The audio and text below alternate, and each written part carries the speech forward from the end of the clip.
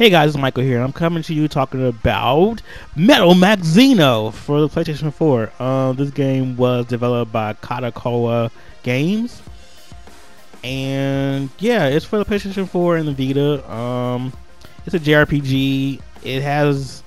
It's a very odd game. I can't really say. It actually took me a long time to like figure out how I felt about this game, because I went into it not knowing a whole lot about this franchise, but I was really interested in the overall storyline and what the game was presenting to me when I was reading stuff about it and seeing initial trailers for it. So my interest for this game really peaked pretty early on.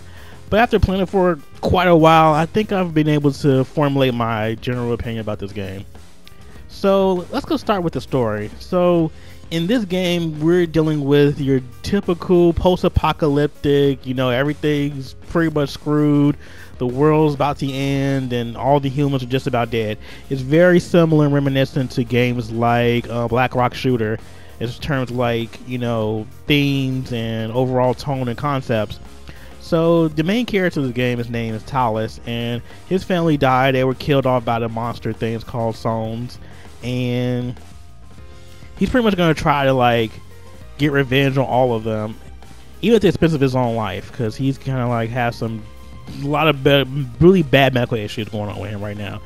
He gets this really crazy metal arm thing, kind of reminds me of Cable from X-Men, and it has a very similar makeup to Cable's whole thing too. This game is very reminiscent to stuff like Mad Max and all that crazy stuff. And so basically, he's on a quest to destroy, kill, and maim all of these metal monsters, robot monsters in the world. But he encounters a group of people who live at this place called the Iron Gate. I think that's the name of the place. Yeah, that is the name. So it's a few survivors are still left, and they're trying to salvage as many people as they can, and pretty much find as many survivors as they can on this planet after all the crazy robot monsters have come and tried to kill everybody. And that's pretty much the general basis of the story. You're on a quest to try to reclaim humanity and try to save as many people as you possibly can in the process. Now for me, the story of this type of nature, I was constantly thinking of Black Rock Shooter, because it has the very same premise of trying to save the world, and humanity's on the brink of destruction and all that good stuff. And while Black Rock Shooter was really good in trying to get emotion and stuff about how it feels to be the last survivors of humanity, I feel like Metal MAX Xeno just didn't really cut it when it comes to the emotional aspects and the psychological things that you would be thinking about when you're involved in something like this. I was playing and I'm okay, everything just felt like it was one note. Everything just felt pretty everything just didn't really evolve throughout the game as far as the story and characters. Everybody pretty much stayed as they were, as they originally were presented to you. There wasn't that much character development. There wasn't a lot of intriguing story plots and stuff. It was just pretty much your basic post-apocalyptic anime. And while that can be good for some things, I just feel this was a very mediocre presentation with a really good concept. I felt this was a really good premise to really do some really cool things, thematically or conceptually, especially when it comes to story and characters. I feel this game definitely needed to have a really robust character development and character dialogue and just character interactions in general. And I feel this game just really fell short in a lot of aspects of that. And for a game to be focused solely on these survivors, I feel they needed way more fleshed out storylines and way more fleshed out just overall personalities and stuff.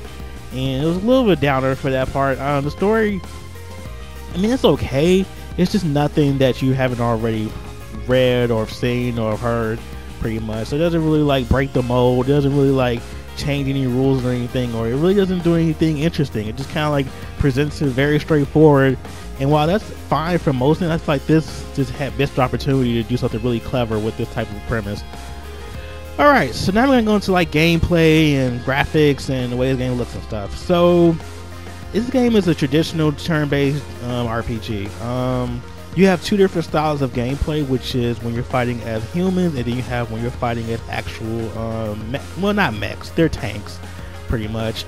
Yeah, so one of the big selling points about this game is that you fight inside tanks and stuff like that. I will say that the tank battles are a little bit more like robust than the actual like human battles. They get kind of stale pretty early on. There's not much going on with the battle system for the human characters. It's basically turn-based, choose attacks, you have different skills, and you fight and you kill, and that's it. Like, there's not a whole lot going on when it comes to like the actual human character fighting. I mean, you do have like things like, elemental stuff and resistance and all that stuff. Your usual components to a JRPG battle system for turn-based, but nothing that you haven't already played, and it doesn't really do anything new or innovative. And that was kind of a letdown as well, because I was definitely looking forward to playing a really good like turn-based JRPG, but I definitely didn't get there. I got a very mediocre experience when it came to the actual combat portion. I think when you're actually inside the tanks, I think it gets a little bit better, but not so much to where it's definitely gonna make you. It's not gonna make you want to play this game for a long period of time if you're not into the battle system already. Like, if you're trying to like make yourself want to play that won't be the case. Like, you have to love this battle system in order to want to continue on with, because majority of this game is definitely exploration and combat. Like, you're doing a whole lot of shooting, you're doing a whole lot of like battling and stuff like that. Another portion of this game is definitely exploration, is because you have to like go out and seek more survivors to help your cause, which is pretty much, I guess the ultimate goal is to repopulate the human race ultimately. And you have to go find survivors and go find like materials and find other like components to help you further your base and whatnot. You definitely do a lot of exploring in this game. One of the other points about this game is, from the beginning, you don't have a lot of like options as far as like what you can do. In order to progress with the actual like features of the game and stuff, you have to like explore and find new items to open up new parts of your base. And in the beginning, it's very bare bones. You don't really get a lot of stuff you could possibly do, but as time goes on, you're able to like do a whole bunch of stuff, which I'll get into a little bit later. So yeah, combat is pretty underwhelming in a lot of places. Like, even the visual effects for a lot of stuff just looks like, I don't know, it just wasn't up to par. I know this game was developed for the PS Vita, and it definitely shows, because even on the PS4, it's like, you can tell it's just like not even, like, it just looks really washed out and a lot of stuff. And then even some of the I think most of the environments look like just thrown together. And I know this is a post-apocalyptic game and the world's ending and stuff, but I feel like they could still do something really interesting with the art design and art direction. They just really didn't do that with this game, so it's kind of disappointing, to say the least. So yeah, I will go into the tank battles really quick too, because that's quite a lengthy explanation I have to do for that.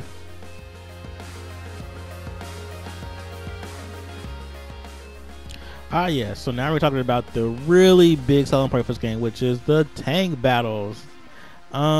These are probably more fun, and I found myself really getting involved in the tank battles because the tank battles are actually way more engrossing and have way more depth to them as far as the combat's concerned.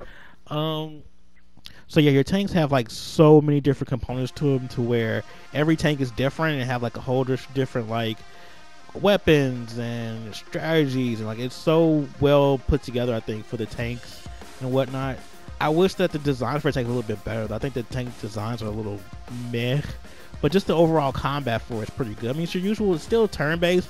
It relatively has almost the exact same as the human battles. The only thing that really changes is that the amount of weaponry you have, of course, is a lot more, and there's a little bit more strategy involved because of the different types of components your tank has and what they can do and how you have to go about fighting.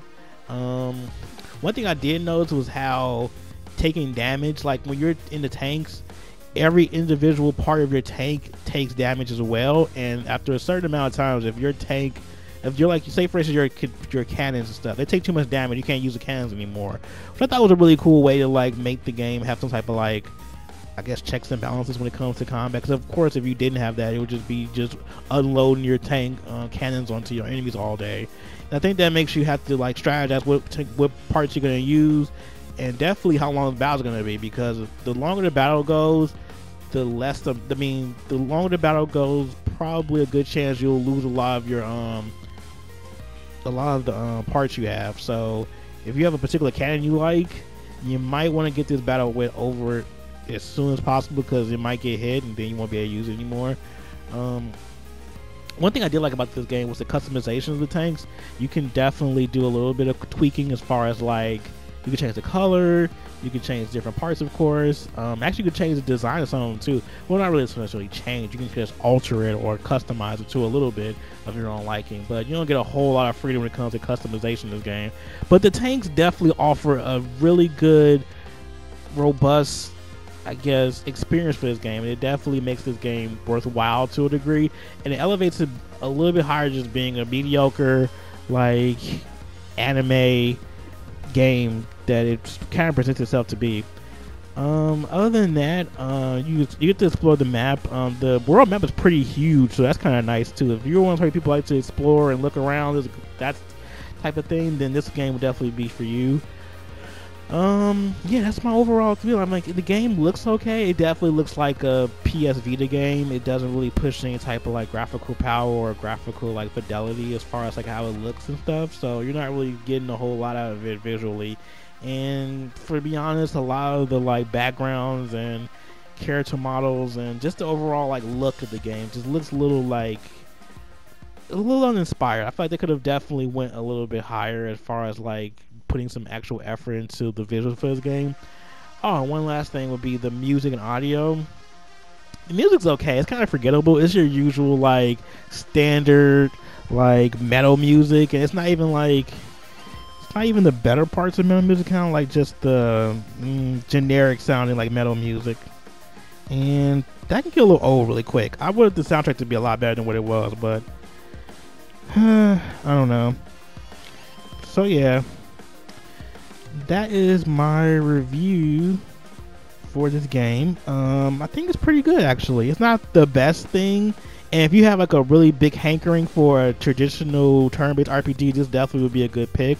But if you're in the market for something else, then this may not be for you.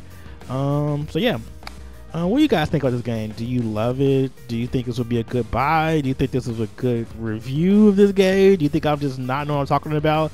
Let me know in the comments below. Please like, share, and please hit the subscribe button so we can get more videos out there and help other people learn about RPGs that they may not even know exist. Thanks for listening, and I hope to see you guys next time.